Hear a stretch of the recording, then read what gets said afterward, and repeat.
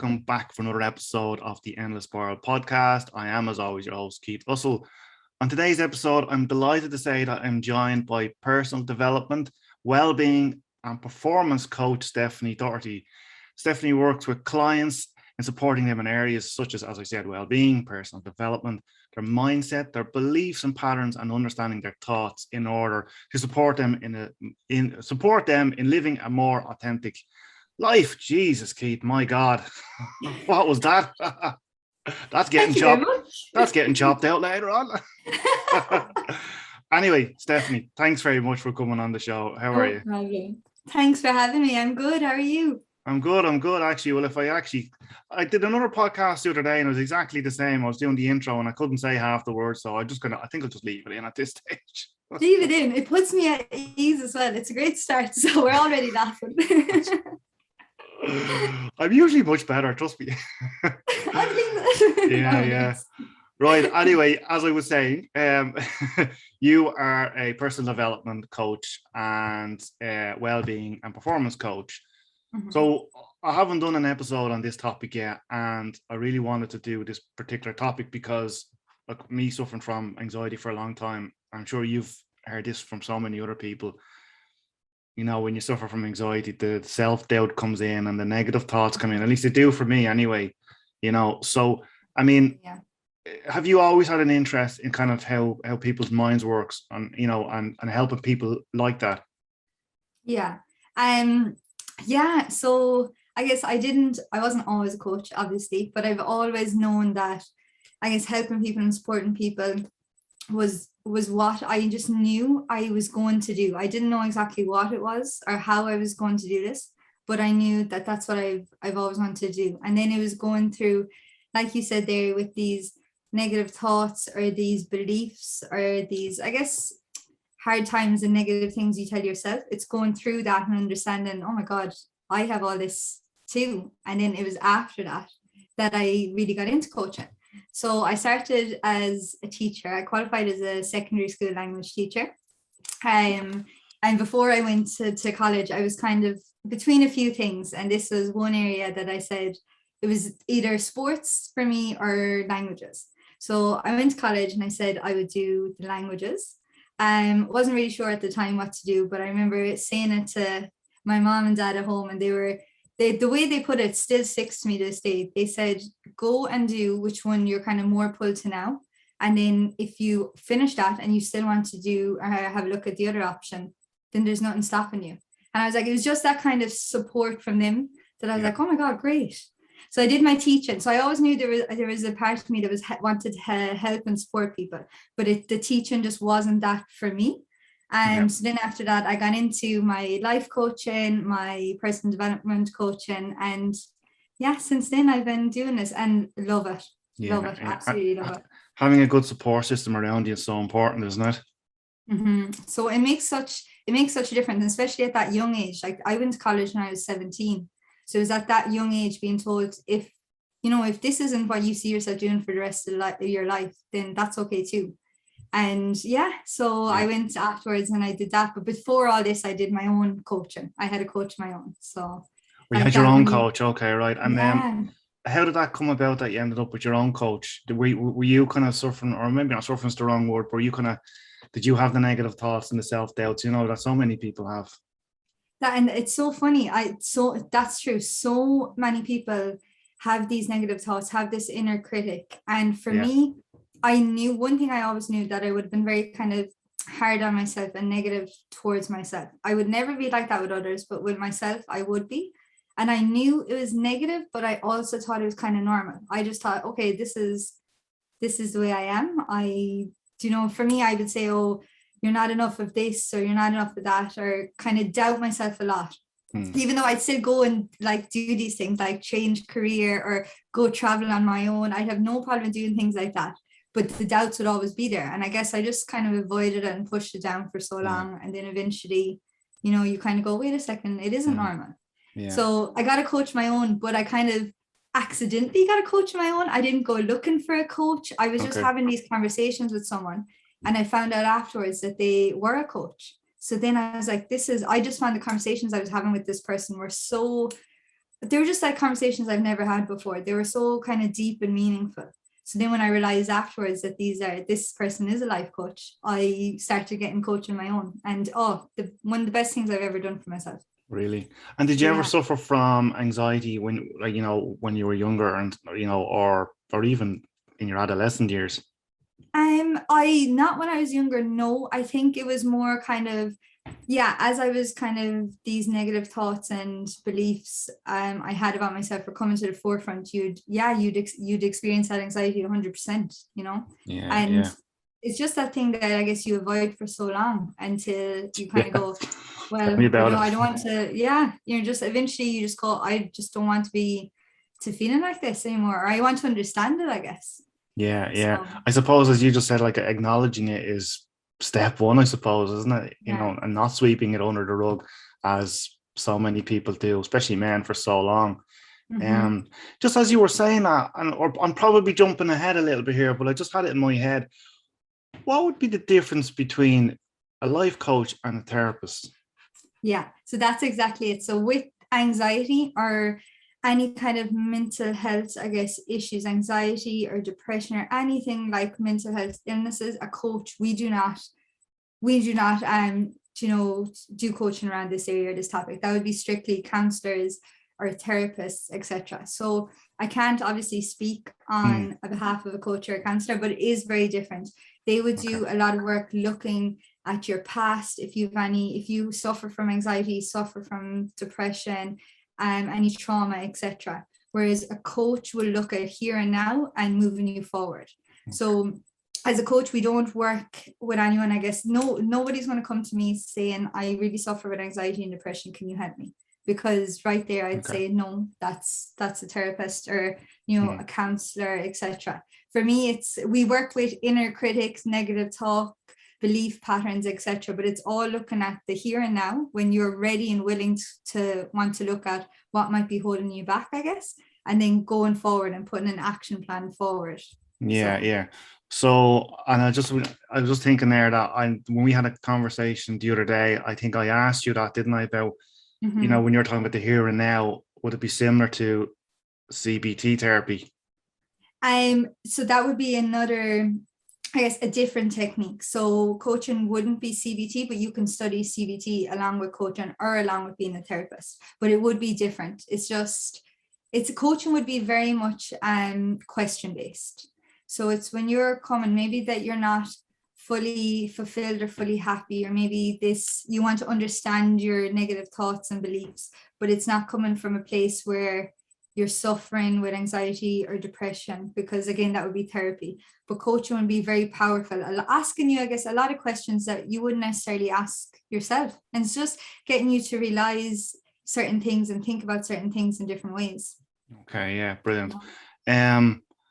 Right, so basically somebody would come to you probably further on in their journey. So obviously, absolutely, kind of maybe in conjunction with a therapist or after a therapist, or absolutely both. So that's both. Okay. You would never go, not that you would never, but I would never recommend going to a coach before a counselor or before another therapist if something mental health is involved.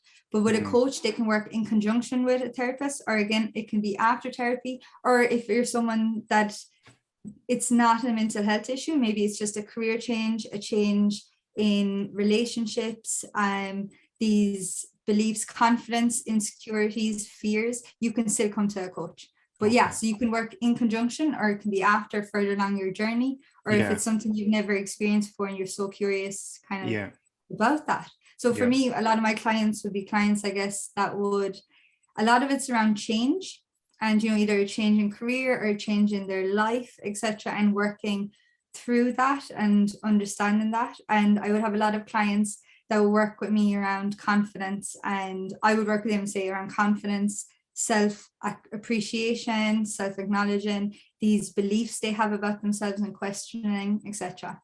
Yeah, okay, this is brilliant. This is fascinating, because I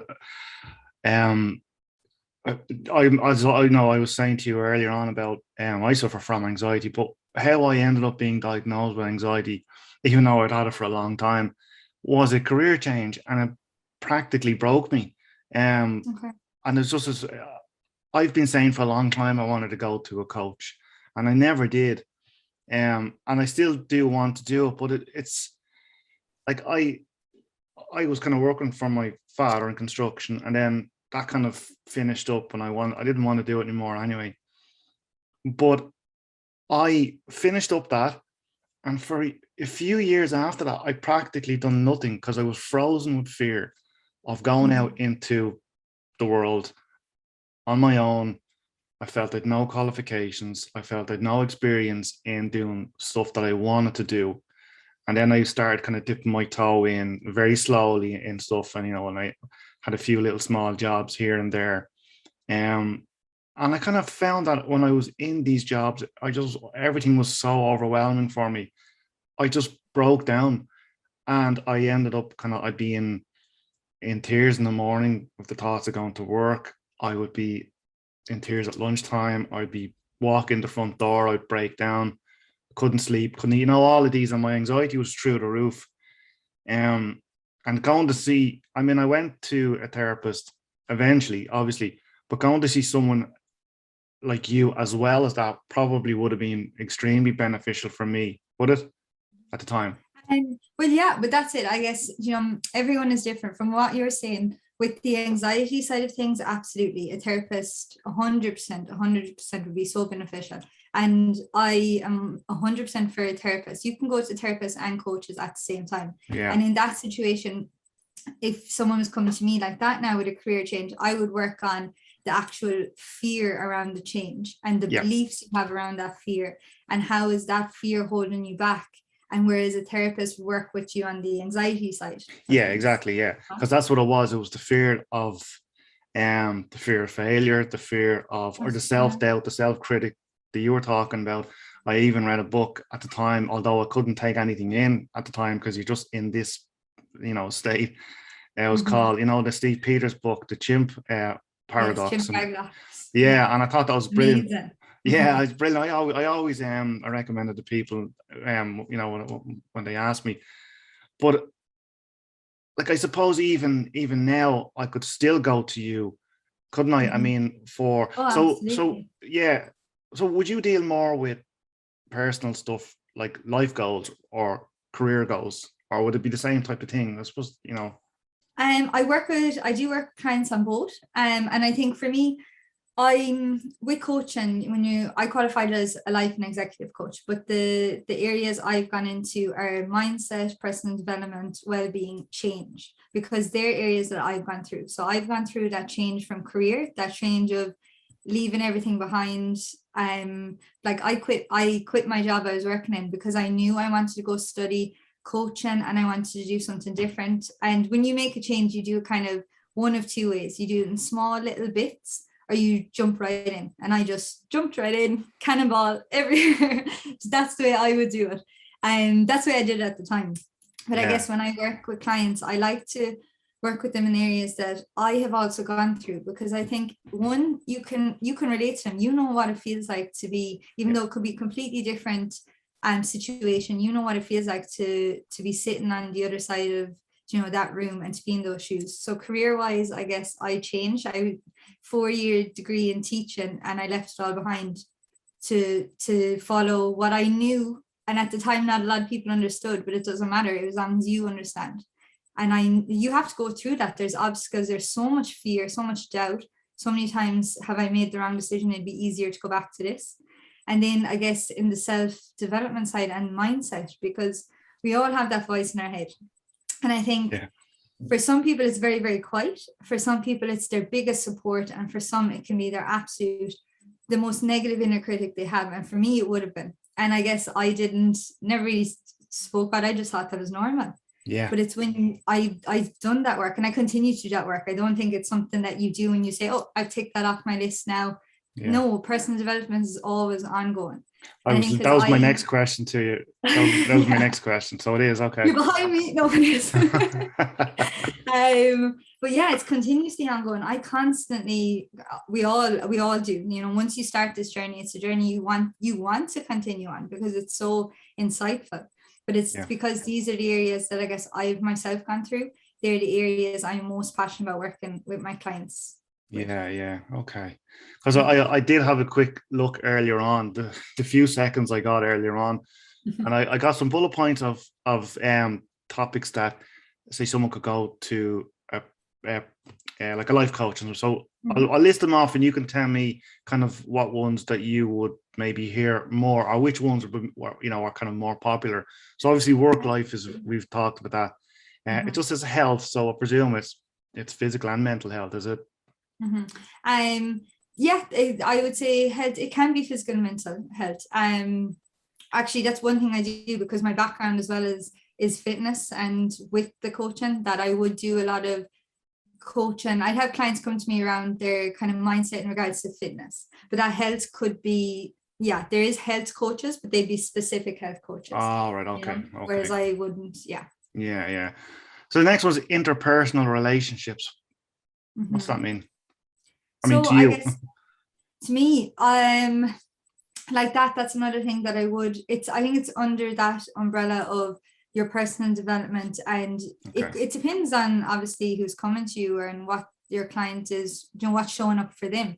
But these could be, it always starts a relationship with yourself anyway first. And I know you hear this everywhere, that it's a relationship with yourself first and then your relationship with others, but it's so true. I can't tell you how true it is. It 100% is true. I swear to God, it's the most kind of, it's only recently I've started to say this, because it wasn't quite true before, but kind of recently, if I'm ever doing an interview or someone asks me a question, I always kind of say, until I was able to develop a healthy relationship with myself, I was able to have a healthy relationship with other stuff. For me, it was the food and the exercise and whatever it was. But yeah, that's exactly what it is. It is true. I totally agree with you. 100% it's true. 100% true. And the one thing I always say, and I always say this to clients, but in general, or if I'm talking to someone about anything along these lines, it's that awareness is first, because you can't change or improve or act on something if you're not aware of it, so it's that awareness of the relationship you have with yourself, and then it's understanding it is next, and a lot of time it's the awareness and understanding. For me, I know in that case, when I became aware of my own negative thoughts and next thing understood them after doing the work, it was nearly like a little bit of freedom, because you realize that these thoughts don't control you, they don't have power over you. And next thing, one of the biggest things is compassion as well. A lot of the times we get frustrated with ourselves, we could get angry or upset or disappointed with ourselves, whatever our thoughts are telling us basically, and that just further makes us feel worse basically, so it's that compassion as well. I've been doing that recently. I'm glad you said that, so I must be on the right track, because because I was before, if I was having a bad day, or if the negative thoughts were kind of swirling around me and all this type of stuff, I would try and fight it, and then it makes, as you said, it makes it worse, and you're physically and mentally exhausted. Where now I kind of embrace it, so I just go with it and say, look, it's all right to have a bad day. Absolutely. Where before you'd get anxious about being anxious, if you know what I mean. I wasn't able to deal with the negative thoughts. So the compassion, I'm glad you said that. That's actually, I love that. I really like that one. The next one was communication skills. So that's probably quite an important one. Would that probably be more executive coach? No? Again, it would depend, I guess, on what the client is coming from. But mainly a lot of what I would do, it would be, I suppose, an executive coach, depending if it's leadership, communication style. Yeah. My kind of coaching, I guess, is more personal. Yeah. Well, I'll just list the next three. We don't have to go through them all. I just wanted to kind of see what ones would people kind of come to you more about. Is there some that would be more common than others? So the last three was parenting, creativity, and finding purpose. I quite like the last one, because that's very important to me, is having a purpose. Because when I didn't have a purpose, I felt miserable about myself. And then that's when the self-critic comes in, and the negative thoughts and all that type of stuff. Would you find kind of finding purpose would be important to a lot of people?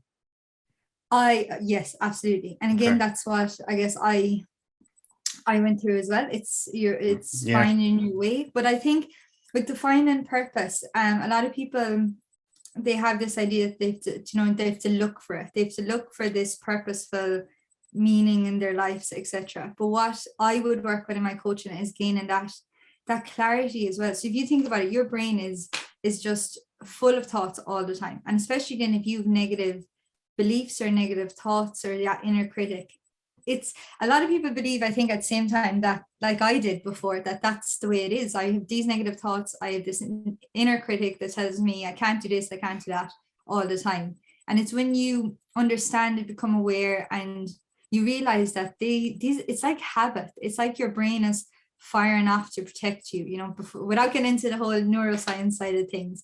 And it's, I think when I first went through these inner thoughts and kind of started questioning them, I was 22, 23, I think. So I remember like only saying this, I think 2 or 3 weeks ago, that's 23 years, okay, maybe however many years, a good portion of my life, me believing these thoughts and beliefs that my inner critic was saying. So when someone comes to you and say, you can undo that, do you know if this is true or not? You look at them like they have 10 heads, because you're like, I believe this for 20 something years. You're trying to tell me different. Yeah.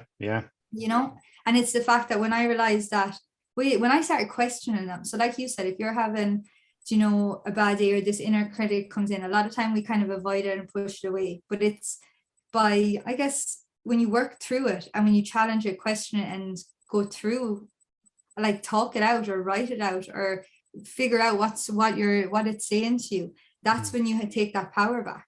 So one thing I always do with my clients with beliefs is, when a negative belief comes in like that, we have to become aware of it. So like you said, you're aware that, okay, this thought is negative, it's not supporting me, it's limiting me in some way. And it's then understanding it, I guess, understanding that this one thought I've had for so long, maybe I've had it for years and years, that it's just become so automatic that it now fires every time I don't feel comfortable, or I feel out of my comfort zone, or I'm having a bad day.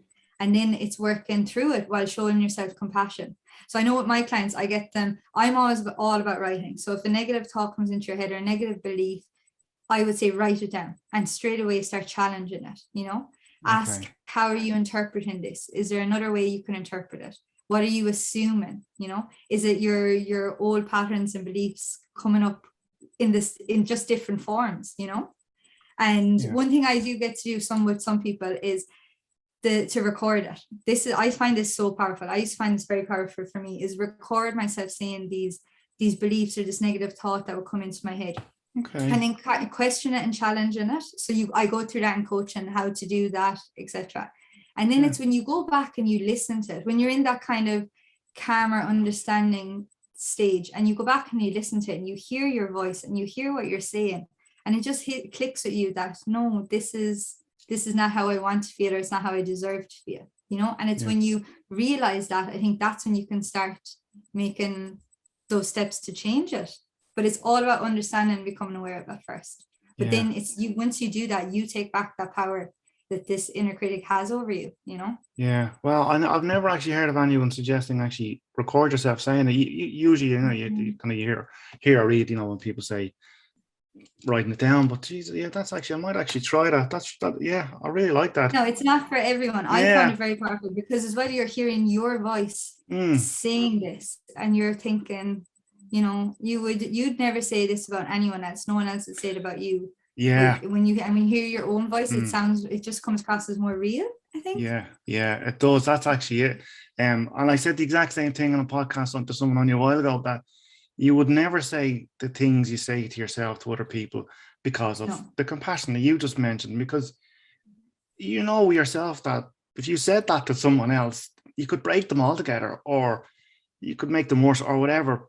But you say it to yourself all day, well, not all day long, but you can continuously say it to yourself, And then, as I always say, when you keep saying it to yourself, you eventually just start to believe it.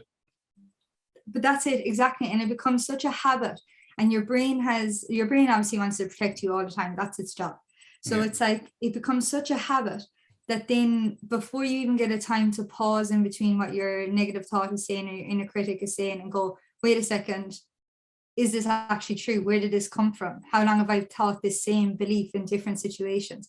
It's like you don't get a chance to take that pause because it's so automatic. And like I said, you believed it for so long that it's the work is trying to unbelieve it, but that's where the truth is, you know. It's like everything. I always, when I'm big into my fitness, I always bring it back to sport in some way, but it's so true when they say it's like training a muscle in the gym.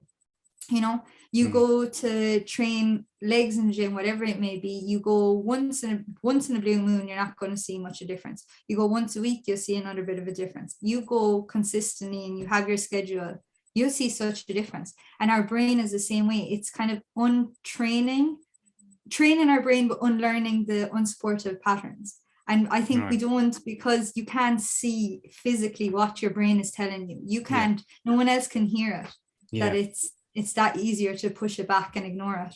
Exactly. And I think so many people forget about the mental fitness. You know, it's usually the physical fitness. I mean, I did it myself. I used to work out for the wrong reasons, you know. So I would work out or exercise to affect how I look, where now I work out to affect how I feel. And I find that's been massive for me. So, and that comes back to the compassion that you're talking about as well. I give myself a break, you know, saying I don't have to, because I would get anxious then thinking, oh, I haven't done a bit of cardio today because I needed to burn those amount of calories and all this type of stuff. And where now I can, you know, I can just kind of I can take it easy, and I'm not doing it. So I don't have to worry about a certain amount of calories I'm burning. I can worry about just doing it to feel better. Do you know what I mean? So it's no, absolutely. Yeah, absolutely. It's that you're doing it for the reasons that are going to support you and support your well-being as well. Exactly. You know? Yeah.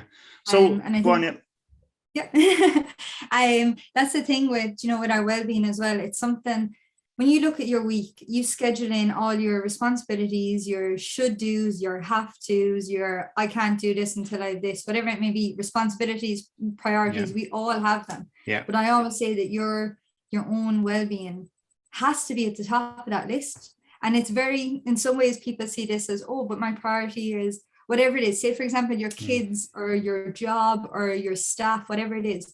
But by you taking care of your well-being, it also affects those around you, your loved ones around you. And I think it's like that.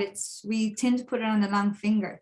But if we can realize, well, before I do any of this, what am I going to do for my well-being this week? Exactly. You know? Because if my well-being isn't in good shape, then I'm not able to perform the other tasks that I already have on the list that's important in the first place. Do you know what I mean? So so say let's do a bit of an exercise. So because I'm trying to think of what maybe a listener might be thinking now. And so say a client comes to you and they have these negative thoughts and they're feeling miserable, but they're going to their therapist and all that type of stuff, and they're saying, right, I want to, I don't know, you can use the topic, say you want to change career or whatever, someone might come to you. Where would you start? I'd first of all start with, I guess, you have to get a little bit of background information, obviously, to know what kind of job are you doing, how long are they there. And the one thing with coaching is, and I just think it's so powerful, a lot of times what happens with coaching, not all the time, but a lot of times, someone will come to you with one idea or topic that they think by changing this and improving this, I'll be happier in other areas of my life, I'll be happier in general. Now, sometimes they know exactly what it is, and that is the case. But the job of a coach is to really question that. So I could have people coming to me and maybe they want a career change because they're not enjoying their career like they used to, and they just, whatever it may be. But really, when you do your deep questioning and you pare it back and you pare your layers, it could be something, it could be completely different. You know, it could be something more personal to them, and could be confidence issues. It could be anything like that. So with the job of a coach, first of all, is to really question to make sure, I guess, is this really what they want to change, or is changing this a substitute for how they might be feeling in another area? Okay. Right. So go on. Sorry. No, you're okay. Coaching is very much that question. And then with the likes of beliefs, like you said, if someone came to me with these negative beliefs and thoughts, a lot of time it's people come to you with either insecurities or that lack of confidence. And it's about figuring out where exactly this is showing up for them, how long it's been showing up for them, what is, I guess, the cause of it, or when does it trigger or show up for them, and how are they thinking about it? Because it's all the power of your brain and how your brain is interpreting things. And perceive certain things or interpret things based on our past experience, based on something that happened once. And maybe, for example, you didn't get the promotion you went to, and that happened once, and then it happened again. Straight away you think, oh, that never happened for me. When really it's about delving deep into these and questioning them, Okay. And like that, every client will be different. I've yet to have 2 clients that are the same. Really? Okay. And would you have more men or women coming to you? I would have more women, but I definitely do have men as well. It would be kind of 70-30, I think. It is more women though. Is it more women? And what would the men be coming to you for? Obviously, we're not going to name any specifics, but in general, would it be? Yeah, exactly. Yeah, but imagine that. I would be a bad coach if I did that. Well, by the way, I had. No. So would men be more kind of career driven? The men that have come to me, no. It would be, and I can safely say that the men that have come to me, and like I said, no 2 clients are the same, but in general, what they'd be coming to me for would be similar, not similar, but I guess it'd be around that personal development area. Okay, that's interesting. But again, I guess that's what I think I give off, and that's what I talk about a lot, because I know that's the area I'm so passionate about. And I have had men come to me with a mindset in fitness that has come up a lot, but like that, when you pair it back, it's not just mindset and fitness, it's mindset in general. It's about looking at the mindset. But no, 70% women, about 30% men. Okay, yeah, because actually, just as you said, that's what I would have been. I would have probably come to you and I wanted a mindset for fitness, when really it wasn't that at all. The fitness was just a byproduct of it. Exactly. And that's what coaches, that's what we do, or that's what we should do, is really question. And for example, if you came to me about mindset and fitness, and next thing off you went, and your mindset and fitness was so much better, but I didn't look at the rest of your mindset, I wouldn't do that. I go deeper in these, these topics. That's what you should do at the same time. Like you said, it was not a mask, but that mindset and fitness was only, I guess, consuming or masking, I guess, what was underneath, mindset. Exactly, in all areas. And you should look at all areas of your life, whatever it is. Well, exactly. Well, I wouldn't have had a good relationship with the food, for example. So I could have went to you for the mindset for the fitness, but then I could end up just the binge eating disorder was still there and all that type of stuff. So, So what would you say, right? So, and don't worry, I'm not using this as a therapy session for me. Wink, wink. So what would you say, right, if I say the start of this year when I started this podcast, and I had this in my head that I wanted to do this podcast, any podcast, and I had the self-doubts of the negative doubts or the negative thoughts of putting myself out there, and I came to you saying, look, I want to do a podcast, but I'm not feeling very confident about it. I'm putting myself out there, all this type of stuff. How would you start? I mean, I suppose, as you said, you would, I suppose you'd have to get to know me a bit better, but like, what would you say to someone who came in and just said, look, I have all these self-doubts and negative thoughts, but I want to put myself out there. It's hard, isn't it? It's a case in a lot of cases. Same with myself. When I started my coaching, I just knew when I first started my coaching page, I remember thinking that I really want to do it. And that's the way nowadays in the life we live in. It's podcasts, it's Instagram. It's a lot of putting yourself out there, and especially in the line of work like this. So I had the similar thoughts, and this is coming from someone who's been doing coaching for years. You still get these thoughts, and they're so normal to have these thoughts. And that would be the first thing I would say, is these thoughts that are coming in aren't crazy. Become aware of them, accept them, and then at the same time, I guess, going deep into what is the fears, what are they specifically. So with coaching, it's very specific, get the details. It's not, I have a fear of putting myself out there. I want to know what exactly the fear is. What are you afraid of, and then at the same time, I guess, realizing that you can have a fear, and like this fear of putting yourself out there, but it doesn't have to stop you. I'd work on the beliefs around the fears then. So we'd go through what's coming up and then changing it and just looking at it in different ways. And then at the same time, if you came to me and you were saying, I really want to do this podcast, I would be wondering what your reasons are for it behind it. So you need to know your why, basically. Right. Okay. So your why behind why you're doing it. What is it going to bring to you? How is it going to impact you and your life? How is it going to be beneficial to you if you do it? And what are the benefits or the impacts if you don't do it, basically? You know? Yeah, the impact of what happens if you don't do it. I like that. That's a good one, actually. Yeah. Because I have a picture. I don't even know it's still on my website, but I put it up on social media one stage, and I had a quote on it. I think it was my quote, but it was more just kind of I finally discovered the good things that can happen on the other side of fear, or something like that. But if you had it, like, to me, if I had a thought, I would have said something like that a few years ago. I'd be like, no way. Yeah. But it's amazing what happens if you can just push through something. But that's true, and it's working through it, and like I keep bringing it back to understanding. But it's when you understand it, you're given that freedom. So when you understand first, like, that you're fearing something, one, understanding and accepting it. Okay, I fear this. There's going to be some level of fear every time you're pushing outside of a comfort zone. Every time you're doing something that's different or new. It doesn't matter how excited you are. There is going to be some level of, maybe your fear is also in there with excitement, but it's different. And anything that's different or change, there will be a level of fear, and that's normal, and that's okay, Yeah. And then it's about working through the fears, because once you work through them once, you'll know how to work through them if they ever pop up again. Yeah, that's true. And how did you feel coming on to do this podcast? Did you have any self-doubt or negative thoughts or whatever? Yeah, you'd always be. Well, I always would be anyway. I remember when I first started doing Instagram lives, I actually put my first video ever on Instagram. I was there and I recorded it and I posted it. This was a year and a half ago. And to say how nervous I was. And I even said it in my video the very first time. I said, this is so on my comfort zone for me. I'm a talker, but this whole live or public speaking, that would be hard for me. I just wouldn't have been comfortable with it.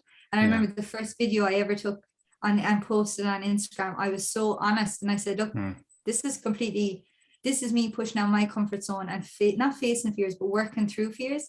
And how can I go and coach someone on working through their fears if I'm not willing to do it myself, Yeah. And it's even this, if I didn't come on tonight to talk about this podcast, I am holding these thoughts or this conversation. It's going, it's not going for anyone to hear. And this could, it could get people interested in their own well-being, Exactly. So it's, I guess as well with this, when like this and everything you're doing with your podcasts and interviews, etc., it's hopefully saying something that will resonate with others and that they can feel supported in some way, because that's what it's about. It's having these talks and holding space for people to feel like if they're listening to this, they feel supported too.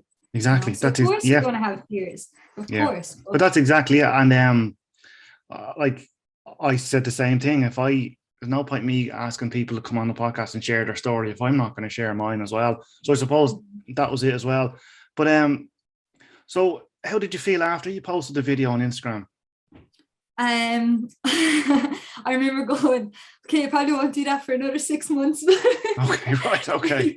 No, I remember once I posted it, I know you hear people say this, but it's like the minute I posted it, the fear, it just subsided. I'm not going to say it went. I think I realized that there was no fear. It was my brain telling me all these what ifs, or if someone judges you and say, like, who's this one to come along and say this? And I reminded myself that you have to remind yourself why you're doing it. So by me coming on and talking on my coaching page, was people seeing, I guess, my personality, seeing what I'm about. And as a coach, I would never recommend to anyone, coach, therapist, whatever, that you would just go to someone without getting to know them or see what they're like. You need to be able to click with someone. And if you don't, that is totally fine. But by me putting out these videos and talking, people could see my personality. Hopefully they could relate to me more. Exactly. So I was nervous, but it's when you have that why. Again, what was your why behind it? My why behind it wasn't anything else, because I was terrified. My hand was shaking. Was it? Yeah. My why was this is you're wanting to support people. You're wanting to educate them about coaching, because I still don't think coaching is spoken about enough. No, I don't think so. So that was one of my whys. So. Yeah, and I suppose you felt very vulnerable putting it out there as well. But as you said, I suppose you looked at the impact, the positive impact of doing it rather than the negative impact of not doing it. Yeah. But that's it. And like I was saying, any comfort zone you kind of work through or move a little bit, there's always going to be fears, and like that's all part of it. But it's knowing, it's basically supporting yourself through that. So I always say that we can, we have support systems around us, or we have, family and friends, or we could look for people for, I guess, their feedback and approval, which is okay. You don't rely on it, but it's normal to ask people. But it's that I guess our confidence or like that, by doing something like this, it isn't for someone else to come in and dip from and take away from my confidence. So if I put up that video, I have that boundary that someone can't come in and take away from my confidence, like another person can't fill up that cup of confidence. That's yourself, and supporting yourself and holding your hand through it. And sure, at the very start, when I was going on my personal development story, if someone told me that, I'd be like, yeah, right, Steph. And it's when you go through it yourself, it's just so powerful when you just look at things in different ways, Yeah, exactly. How many videos have you done now? Oh, so I actually don't think I have many posted on, but what I have been doing, which is actually a bigger fear altogether for me, was Instagram lives. Because because a lot of people don't like them. I'm the same. I've done a few of them, and I'm not a big fan of them. Like when I say I don't post videos, I don't say post them on my feed too regularly, but I would talk on my stories. Right. Okay. Yeah, I would. And now I can say if I come on and talk about my stories about something that I want to talk about, or something that I want to share or educate people on, I don't feel those nerves I did in the first video. Okay. And the same with lives. The first time I did my first live, my hands were on my knees. My knees were purple from squeezing them with nerves. And then the more you do it, the more you just keep reminding yourself why you're doing it, Yeah. So it's repetition as well, is it? And that's the same goes for the brain and these negative thoughts and beliefs. The more you question them and challenge them, it's that repetition over time. You see how you can change things. It's consistency as well. Okay. Well, the very first Instagram live I did was actually, it wasn't even on my own. I was doing an Instagram live takeover of a Lust for Lives page. And but my very first one I did. Now, luckily I had done kind of loads of other stuff before that, so it wasn't too bad. But it was myself and Sheila, and as soon as Sheila logged on, my picture and my sound went to just the pure crap. Okay. And here's me. I see you think it's bad enough having to do it. All of a sudden, everything goes down, and you're running around the house trying to find a signal. A couple of days after that, I was doing a live webinar. I was one of the guest speakers from Mental Health Ireland, on a panel, and we all had kind of certain questions that we knew we were going to be asked. And literally, 30 seconds before my question was due, my internet went. My broadband went. I got knocked out of it. And here's me panicking and I ended up having to turn the Wi-Fi and the laptop off. I streamed the data from my phone onto, and I got back on, and everything was fine. And no one would ever have known. And they even said it to me afterwards. They're like, no one would have even known. How did you do that? But just what you're saying, it's repetition and it's practice. Yeah. Where a year ago, I probably would have collapsed on the ground. That's what I mean. It's that you see that, then you kind of panic take over, or you start to get kind of feeling overwhelmed in these situations when you realize, again, this is your brain at the same time trying to protect you, because that was uncertain, I guess. You didn't expect this to go. So straight away your brain kicks in, and as it's, and then the adrenaline starts flying down, and the adrenaline starts. Exactly. Yeah. And then panic. It's like what you learn from that too, Yeah, just don't do them anymore. No, that's not what you Nobody learn. take any advice. I'm not the expert here. Do not listen to my advice. You're so funny. No, but you know what I mean? You learn from that okay, things aren't going to go to plan, and that you still did it, and and no bother to you. And it's these little things that we always try to learn something, I guess, or take something from any situation. And it's when you can do that as well, you always look at it that you're continuously learning, you're continuously growing. Show yourself that patience and compassion and go easy on yourselves. You know, it's what I used to do as well with this kind of inner critic. I used to just think all just negative, couldn't stand her. Why is she telling me these things? Why is she so mean to me, basically? And what changed for me is when and it sounds crazy and people are listening to this, they'll probably go, that makes no sense, but it does, trust me. I became best friends with my inner critic, basically. So anytime something pops up, instead of me going, oh my God, you just get out of my head, I'm sick of you, I'd say, no, I hear you. I understand how you would think this way, but it's not true. And this is how I prefer to think. You know? Yeah. I know I didn't do this myself, but I heard of a lot of people actually, they gave their inner critic a name. Did you do that? Yeah, they did. No, I didn't. No. Yeah. And I know a lot of people do, and it works for a lot of people. But I guess I now look at it as part of me, and it's a part of me that before I wanted to push away, avoid, don't come, I don't want to listen to what you have to say. But now now when I was working through this, I realized, no, there's a reason you're thinking like this. There's a reason you're constantly doubting yourself. And I hear you and I understand you, but you're not right, basically. But I didn't name it. No, I just think it was negative thoughts, but a lot of people name it and a lot of people find it very helpful to name it. Yeah, that's what I was saying. I think I called mine the C word a few times, but it wasn't a name. It was just that's definitely not a name. Could be. Right. Listen, we better wrap this up before I get myself in trouble here. No problem. Stephanie, thanks very much for coming on. That was fascinating. And I honestly could stay here all night and talk about this, because this actual topic for me is fascinating, because I've had, these inner critics, and I've had this for so long. So, thanks very much for coming on, at least offering up some advice, at least, someone, an expert, rather than listening to me. You stop. What you're doing is amazing. Thank you so much, because like I said, coaching, I don't think is talked about enough, and I don't think we realize how powerful it can really be. And I wouldn't talk about something unless I could see the benefits, and because I've been through it myself, because I still do it. I still have my own coach. I know what it all entails. Oh, do you? Okay. And I can see how powerful it is, that it's something it's nice when you get to talk about it and educate people that little bit more about it. So thank you so much for. No, you're very welcome. You're very welcome. No, honestly, God, you're very welcome. Do you want to tell everyone where they can find you? Oh yes. So my website is currently under construction, hopefully up next month. So that would be coachingwithsteph.ie. But you can also get me on coachingwithstephanie@hotmail.com, or my Instagram is coachingwithsteph. It's very, very basic. You can't go wrong. And on like that, I share my tips and stuff, and you can contact me through there. Yeah, brilliant. Okay. Have you anything else that you want to add before we go?